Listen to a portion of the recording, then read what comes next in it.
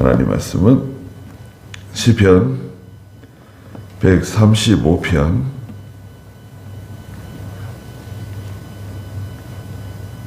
10절입니다. 하나님의 이름을 찬양하여라. 할렐루야. 그러면서 이제 135편이 시작되는데요. 첫째는 3절에 있는 것처럼 하나님은 항상 선하시다는 겁니다. 하나님은 조금도 악이 없어요. 하나님이 하시는 모든 일은 선하시다. 4절에서는 이스라엘을 자기의 특별한 소유로 택하셨다. 하나님의 백성은 하나님의 특별한 소유예요. 하나님의 것이에요. 5절에서도 여호와께서 위대하시며 우리 주님은 모든 신들보다 크시다. 하나님 외에 다른 신은 없습니다. 하나님 외의 것은 마귀와 우상이에요. 전체가 하나님 외에 다른 것은 마귀나 우상입니다. 하나님 외에 다른 것은 없다.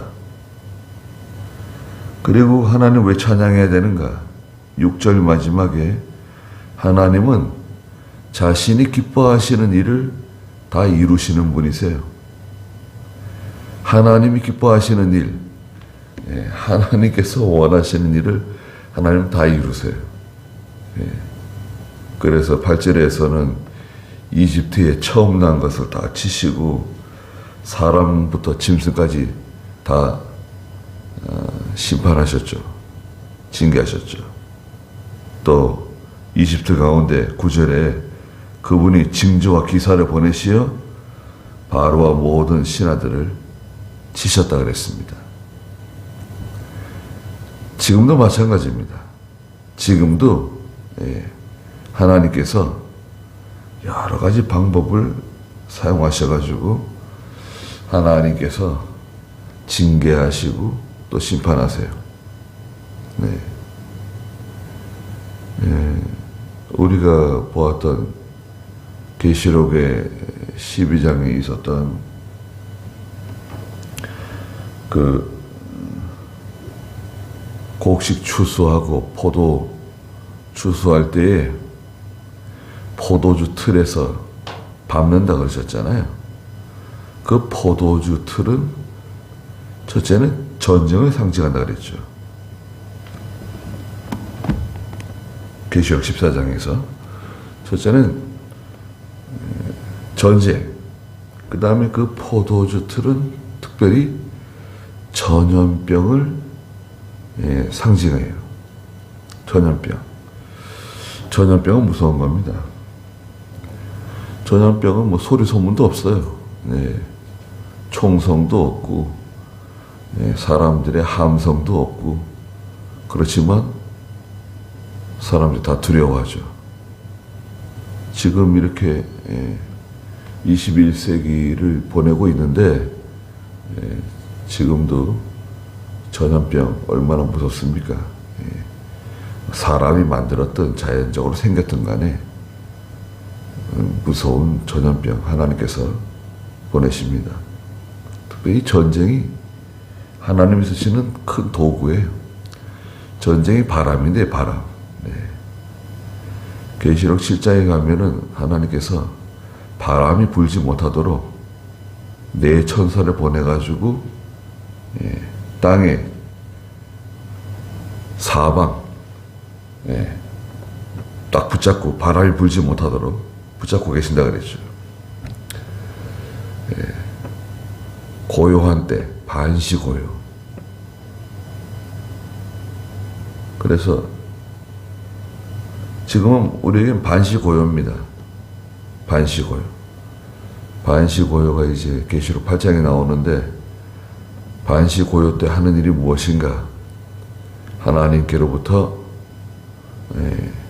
그 받은 인, 서기관의 목통을 차고 인을 가지고 나가서 하나님의 백성들, 택한 백성들의 이마에 인을 막 치잖아요. 천사가.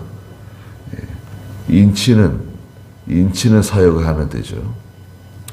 하나님께서 하나님의 교회와 성도들을 통해서 하나님의 택한 백성들에게 인을 치고 있습니다. 전도와 하나님의 말씀을 가르치는 건데요. 그래서 인을 치는 겁니다, 지금.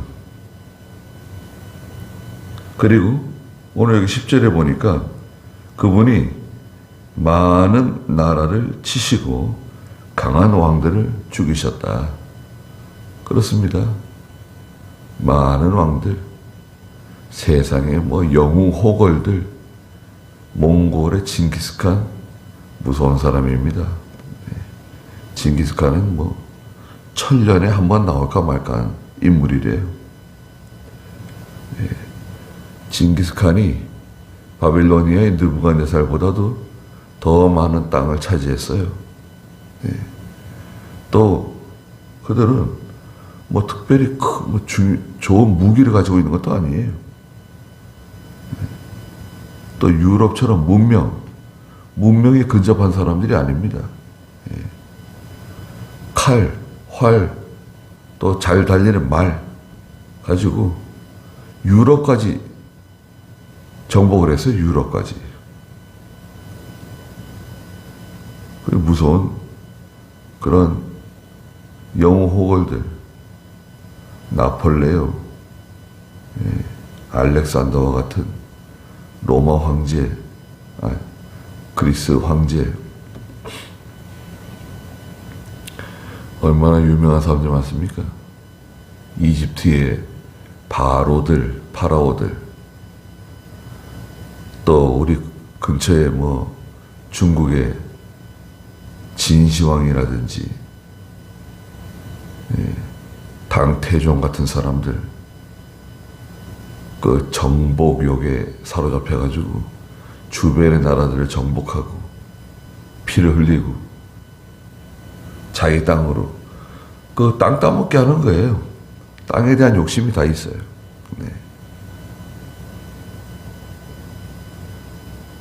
그런데 하나님께서 다 치시고 그런 왕들 다 죽이시고 11절에 아모리 왕 시온, 바산 왕 옥, 강력한 세력들입니다. 이 아모리 왕 시온과 바산 왕 옥은 자주 나와요, 성경에. 굉장히 강력한 세력들입니다. 이 모압 땅과 암몬 땅에 걸쳐서 형성되어 있던 이런 강한 그 세력들, 또 가나안의 모든 왕들, 가나안 칠족 속들의 그 왕들, 하나님 다 죽이셨다 그랬습니다. 그분이 12절에 그들의 땅을 하나님 백성들에게, 이스라엘에게 유업으로 주셨어요. 자기 백성 이스라엘에게 유업으로 주셨다. 하나님께서 가나안을 이스라엘에게 기업으로 주셨습니다. 하나님이 주셔야 돼요. 하나님 주시면 자유있게 되는 거예요. 하나님 주시지 않는데 내가 아무리 열심히 해가지고 내 것을 삼았다고 해도 그러면 일장춘몽이에요. 금방 사라지는 거예요. 다 빼앗기고 다 남의 것으로 다 날아가 버리는 겁니다. 그렇게 고생해가지고 붙잡았는데 얼마나 사업이 잘 되는지요. 사업이 잘 돼가지고 직원들에게 봉급을 올려주고 다른 데보다 훨씬 더 많이 주고 또 인센티브를 많이 주고 공장장에게 외제차를 사주고 그게 잘 나가요. 그런데 갑자기 부동산 경기가 죽었네요. 아파트 가격이 그냥 하늘 높은 줄 모르고 막 올라가고 그냥 너도 나도 아파트를 다 세우고 분양하면 다 그냥 매진되고 미분양이 하나도 없고 그러니까 뭐 얼마나 잘 됩니까? 예. 시멘트 장사도 잘 되고, 뭐 철근 장사도 잘 되고, 또 창문 샤시도 잘 되고, 문짝 장사도 잘 되고, 공장을 키우고 뭐 다. 그리고 이게요, 바로 돈을 주지 않습니다. 예. 물건은 많이 들어가는데 바로 돈이 나오는 게 아니잖아요. 기다려야 돼요. 아파트 단지에 우리 물건이 들어간다. 좋죠. 화장실 변기도 들어가고 뭐 다 들어가잖아요. 얼마나 많이 들어갑니까? 그런데 아파트가 안 팔리네요. 미분양이 되고. 그럼 어떻게 됩니까? 거기에 납품했던 모든 그 기업들, 그런 중소업체들이 다 부도가 나는 거예요. 예. 한 군데서만 터지면 되는데, 한 군데만 납품한 게 아니잖아요. 여기도 납품하고, 저기도 납품하고, 여러 군데 납품했는데, 다 그냥, 예, 수금이 안 되는 거예요. 그것도 뭐, 1, 2천, 뭐 매덕도 아니고, 수십억씩 묶여가지고,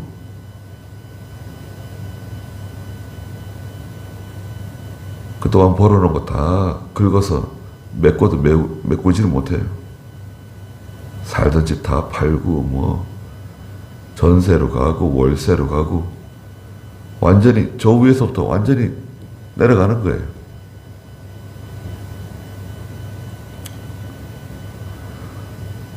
잘 나갈 때는 얼마나 잘 나갑니까? 사람들은 잘 나갈 때 조심해야 되는데, 그죠? 우리는 그렇잖아요. 현금이 들어올 때가 있어요. 현금이 막, 자루에 막 들어올 때가 있다고요. 그때는 언제냐? 돈을 잘 모아야 돼요. 저축을 해야 돼요. 반드시 올라가면 내려갈 때가 있어요. 올라가면 내려갈 때가 있다는 것을 기억해야 됩니다. 반드시 어려울 때가 온다. 그래서 현찰을 쓰지 말고, 예, 뭐 부동산 사고, 집 사고, 차 사고, 엉뚱한 데 쓰지 말고, 그걸 잘 축적을 해놔야 돼요. 하나님께서, 예, 제가, 몽골에 있는 그 분들이죠. 몽골 장사하는 그 교인들, 또 뭐, 몇 사람들, 잘 나갈 때, 제가 좀 따로 불러가지고 얘기를 했어요.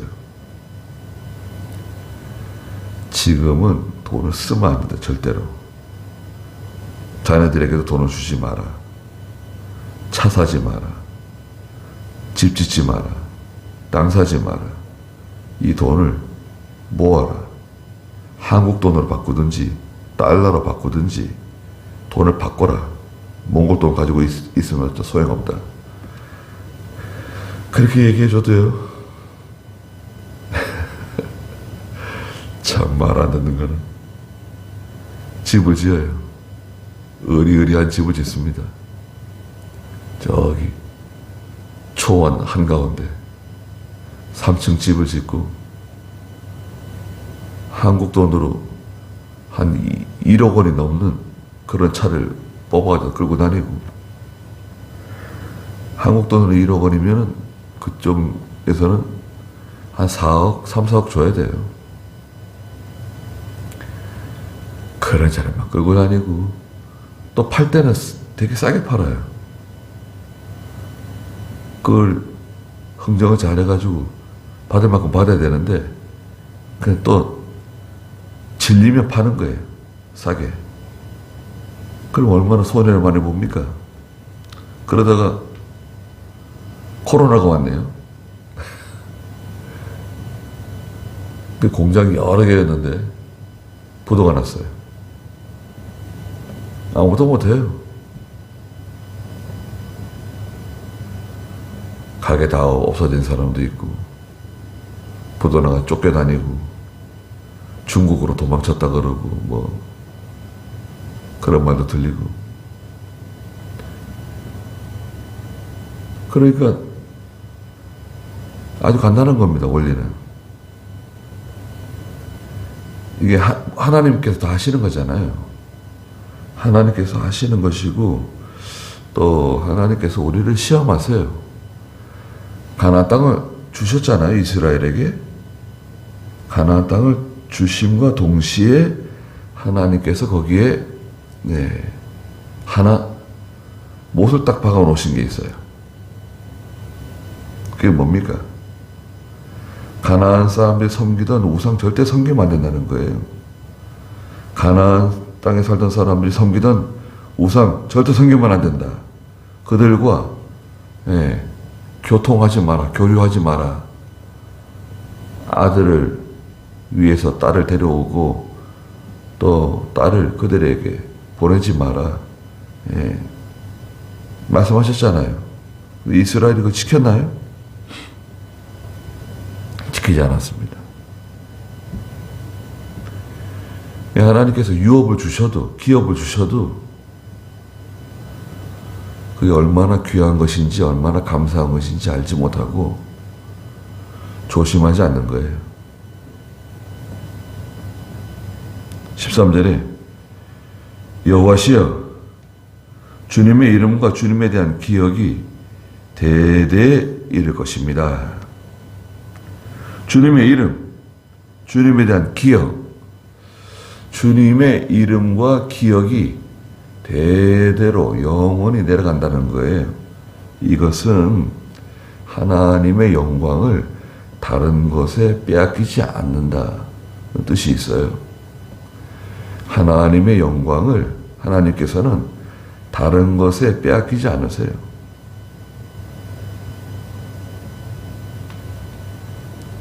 이 말씀은 시편 102편 12절에 있는 말씀과 똑같은 말씀이에요. 시편 102편 12절에 똑같은 말씀을 하셨어요. 거기 한번 읽어주시겠어요? 102편 12절. 그러나 여호와시여 주께서는 영원히 보좌에 앉으시며 주님에 대한 기억은 대대에 이를 것입니다. 네. 하나님의 보좌는 영원한 보좌예요. 하나님에 대한 기억, 주님의 이름은 대대히 영원히 이른다. 하나님은 하나님의 영광을 훼손시키거나 하나님의 영광을 침범하면 하나님 용서하지 않으세요. 하나님의 영광, 하나님의 이름은 하나님께서 딱 지키시는 거예요. 여기에 어떤 상처를 입히거나 손해를 입히거나 훼손시켰다. 다른 말로 말하면 하나님의 교회, 하나님의 백성, 하나님의 구원운동에 손해를 줬다. 그러면 그때는 하나님께서 무서운 하나님으로 나타나시는 거예요. 14절에 여호와께서 자기 백성을 변호하시고 그의 종들을 긍휼히 여기십니다. 변호하신다. 변호는 뭔가요? 내 대신 변호사가 대신 말하는 거예요. 변호사가 있으면 제가 말하는 거 아니에요. 변호사가 내 대신 말하는 거예요. 판사에게. 하나님이 내 대신 나를 변호해 주세요. 나를 말하자면 대신해서 내 방패가 되어 주는 거예요. 그런데 문제는 뭐냐? 내가 죄를 지으면 이 변호라고 하는 이 단어는요, 죄를 지으면 징계한다는 뜻도 포함되어 있어요. 하나님의 백성을 변호하시지만 동시에 죄를 지으면 하나님이 징계를 하시는 거예요. 또 그의 종들을 긍휼히 여기신다. 하나님의 백성들을 긍휼히 여기십니다. 우상은 헛된데 15절에 민족들의 우상은 은과 금이다. 다 은과 금을 섬겨요. 어떻게 누가 가르쳐 주지 않았는데도 은과 금을 가지고 우상 만들고, 또 은과 금은 뭔가요? 물질이죠. 물질. 재물. 재물을 우상으로 섬겨요. 재물이 우상이 돼가지고 부모, 자녀, 형제 다 버리고 우상이 된 거죠. 사람의 손으로 만들어진 것이다. 그들은 입을 가졌으나 말하지 못하고, 눈이 있어도 보지 못한다. 귀가 있어도 듣지 못하며, 그 입에는 호흡도 없으니 그것을 만드는 자는 그것과 같이 되며 그것을 의지하는 자도 다 그렇게 될 것이다. 우상을 만드는 사람도 그렇게 되고 그것을 의지하는 사람도 똑같이 된다는 거예요. 어떻게 된다는 겁니까? 다 망한다는 거예요. 우상을 따라가면 다 망해요. 우상이 뭡니까? 은과 금이다. 우상은 눈에 보이는 그 은과 금으로 만들어진 그 우상, 또 물질, 또 하나님보다 더 의지하고 더 사랑하는 그 어떤 대상, 이 영적 우상인데, 우상이 다 있습니다. 나는 우상이 없다, 이렇게 말하면 안 돼요. 우상이 있는 거예요. 아니, 어디에 우상이 있습니까? 야엘이, 야곱의 아내 야엘이 아버지의 드라빔을 훔쳐가지고 자기 엉덩이 밑에 깔고 앉았습니다. 어디인가 숨겨놓은 거예요. 나는 없다가 그러면 안 돼요. 어딘가 우상이 숨겨져 있는 거예요. 어디인가. 예. 그 우상이 언제 나오냐? 꼼꼼 숨겨놨기 때문에 잘 안 나오다가 어떤 계기를 통해서 이 우상이 싹 나와요. 내 속에 이런 게 있었구나, 이게. 예. 쓸데없는 자존심, 고집, 또 꼭꼭 숨겨놓은 어떤 욕심이 속에서 나오는 거예요. 네. 나옵니다. 평소에 안 나오다가, 평소에 잘 안 나와요. 욕심 하나도 없는 것 같아요. 얼마나 온유하고 얼마나 겸손한지 몰라요. 그러다가 이제 어떤 계기를 통해서, 어떤 사건을 통해서 이게 속에 있는 우상이, 은과 금이 싹 나오는 거예요. 여기 숨겨져 있었구나. 내 속에 이런 게 있었구나. 우리가 회개하고 그 우상을 하나씩 제거하는 거예요. 매년 내가 숨겨놓은, 나도 모르게 그 감춰져 있는 우상들을 하나씩 제거해야 됩니다. 그거 참 제거하기 쉽지 않은데요. 그게 하나씩 나옵니다. 하나씩 나와요. 나는 없다, 그거 말하면 안 돼요. 어딘지 모르지만 어디 숨겨져 있다, 이렇게 생각하고 있어야 돼요. 우상은 아무것도 아니다. 생명력도 없고 능력도 없어요. 우상 따라가면, 우상 의지하면 그게 사람 우상일 수도 있는데요, 다 망합니다. 19절에 이스라엘의 집이여 여호와를 찬송하여라. 이스라엘 백성들입니다. 아론의 집이여 여호와를 찬송하여라. 제사장들이네요. 레위 집이여 여호와를 찬송하여라. 하나님의 성전에서 봉사하고 제사장을 도와주는 사람들, 레위 사람들. 여호와를 경외하는 너희여 여호와를 찬송하여라. 여호와를 경외하는 너희여 누굽니까? 이방에서 구원받은 하나님의 백성들입니다. 이방 사람들이. 이스라엘이라 그러면 안 돼요. 이스라엘은 앞에 나왔잖아요. 19절에. 이스라엘 족속, 또 제사장들, 레위 사람들, 또 이방에서 구원받은 하나님의 백성들이 다 하나님을 찬송해야 된다. 예루살렘에 거하시는 여호와께서는 시온에서부터 찬송을 받으소서. 할렐루야 그랬습니다. 예루살렘과 시온은 같은 장소입니다. 예루살렘에 거하시는 여호와, 시온에서부터 찬송을 받으신다. 영적 하나님의 도성이에요. 영적 하나님의 도성, 하나님의 나라, 하나님의 세계, 신령한 세계입니다. 하나님이 계신 곳이고, 그러면 하나님 만나러 예루살렘 가야 되나요? 하나님 만나러 솔로몬 성전에 가야 되고, 그거 아니잖아요. 예루살렘이 어딥니까? 예수님을 붙잡아 십자가 못 박은 곳 아닙니까? 이 예루살렘은 영적 예루살렘이에요. 신령한 세계예요. 그래서 우리가 항상 신령한 하나님의 세계에 늘 거하고 거기서 하나님 발견하고 살아가는 제가 되어야 되겠습니다.